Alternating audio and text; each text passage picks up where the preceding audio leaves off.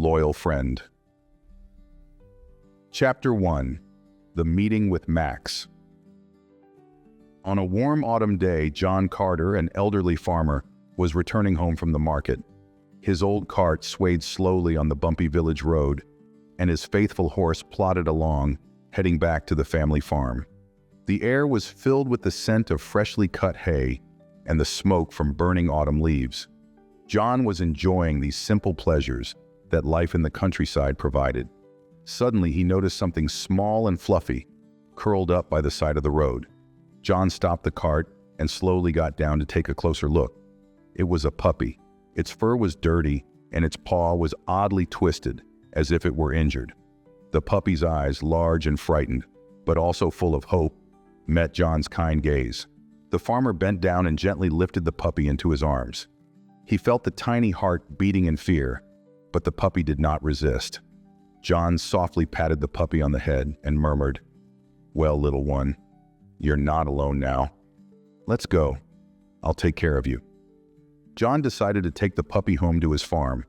He wrapped him in an old cloak and carefully placed him on the seat of the cart. The horse, as if sensing the new life on the farm, started moving, and the cart slowly rolled on. At home, John immediately went to his wife Emma, who met him with a worried expression. She quickly took the puppy in her arms and, as a true homemaker, began preparing a warm bath to wash off the dirt and treat the wounds. "Do you think he'll survive?" Emma asked, gently stroking the small creature. "I think he will," John replied, looking at the puppy with a tenderness he hadn't felt in a long time. If fate brought us together today, it wasn't just for nothing. Thus began a new chapter in the lives of John and Emma. Max, as they named the puppy, gradually recovered from his injuries, and with each passing day, the bond between him and John grew stronger. Max turned out to be a smart and loyal dog, who soon became an integral part of the Carter family. Evenings, John would spend sitting on the porch of his house, and Max was always by his side, his faithful friend who once changed his life. Chapter 2. The Early Years of Friendship. Years passed, and Max, once a small puppy, grew into a stately and intelligent dog who followed John everywhere. From early morning until late at night, Max was by his side, whether in the fields, on the farm, or just around the yard. Their friendship became so strong that people in the village often said that Max understood John better than anyone else. Every morning began the same way. With the first rays of the sun, Max would wake John by gently nudging his shoulder with his nose. Waking up, John would smile at his faithful friend, pat him on the head, and get out of bed.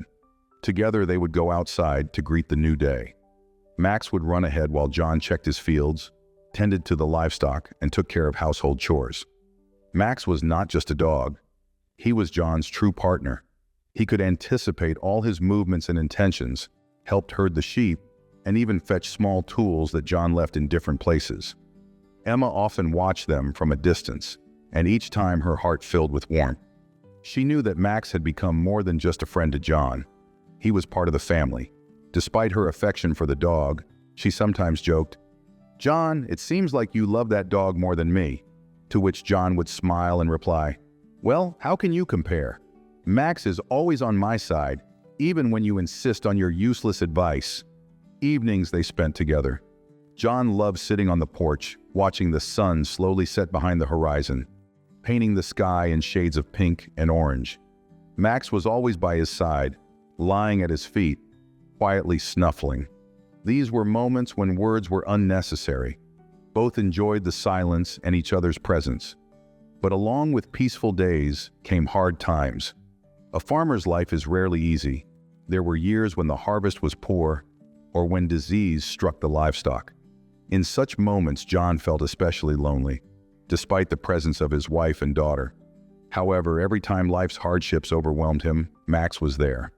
His warm eyes, full of empathy, and the gentle touch of his paws helped John get through any difficulty. John knew that their friendship was more than just a relationship between a man and a dog. Max was a friend whom he could trust with anything, and although the years passed, their bond only grew stronger.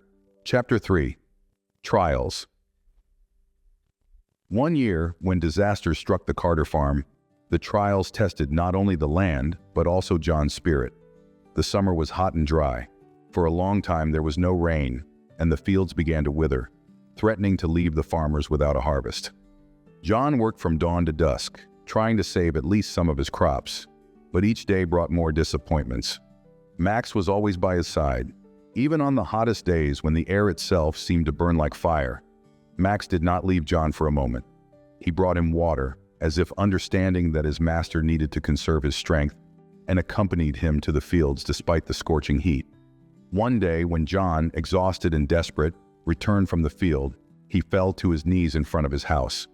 Emma ran out to meet him, worried about her husband's condition, but John just shook his head. "I don't know what to do," he said, his voice trembling. "Everything we've grown is gone. Our supplies are depleted, and I don't know how we'll survive the winter." Max, as if understanding the depth of John's despair, came up to him and laid his head on his knees. John felt the warm touch and looked into his friend's eyes. In those eyes, there was no doubt or fear, only unconditional faith and loyalty.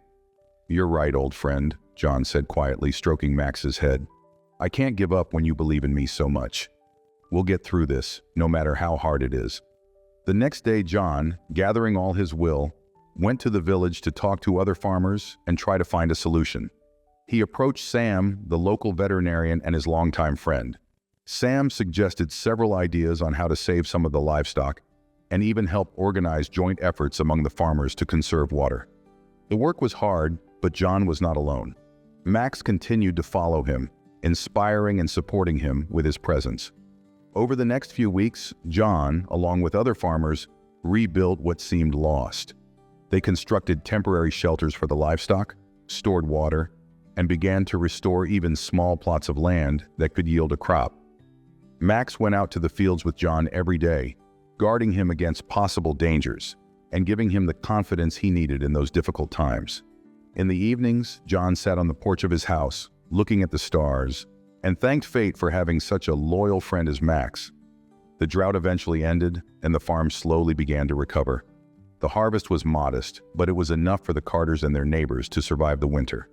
John understood that this success was not only due to his hard work, but also because Max, his faithful friend, was always by his side, not allowing him to give up.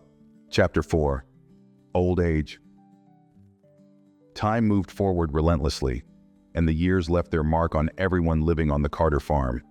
Max, once a tireless and energetic puppy, began to age.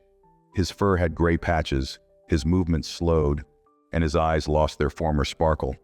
But his loyalty to John remained as strong as on the day they first met. John, too, had aged. His hair had turned gray, and his once straight back had begun to stoop. However, despite the age and fatigue, John continued to work on his farm, maintaining the life he had built with Max.